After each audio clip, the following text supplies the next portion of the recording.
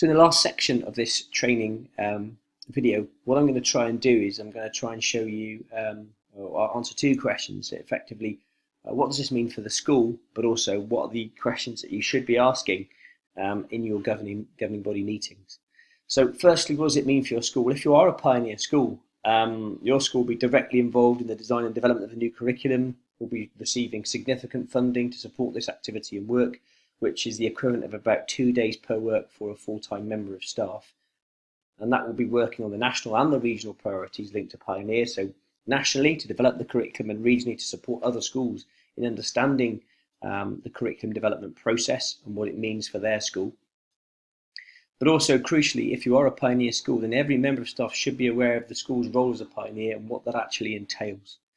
If you're not part of the pioneer network and not currently a pioneer school, you won't be directly involved in designing the curriculum framework, but have the opportunity to provide feedback to help shape the new curriculum for Wales. And those opportunities will come at key points over the next 12 months. Your school will be partnered with a neighbouring cluster to provide information and support as outlined in the previous slides.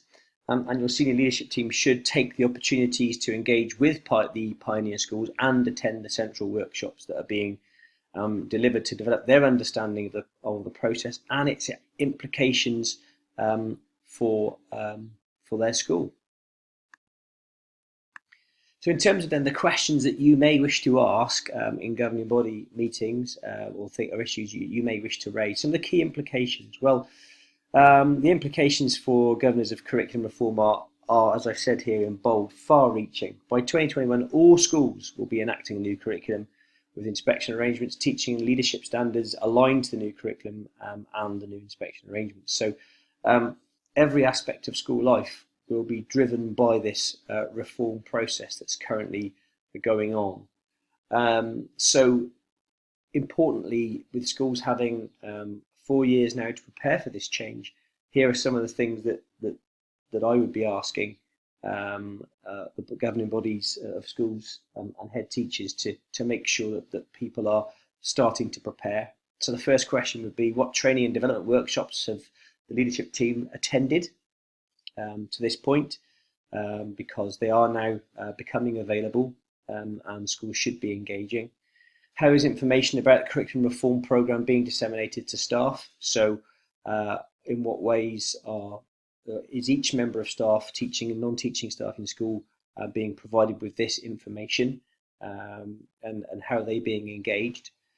And then finally, I guess, what plans do the SLT have in place to engage with the new curriculum?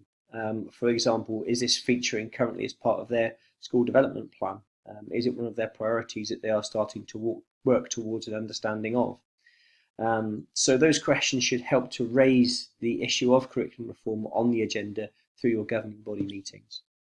I hope this training has been useful and has given you some insight into the new reform process. Thank you very much for listening.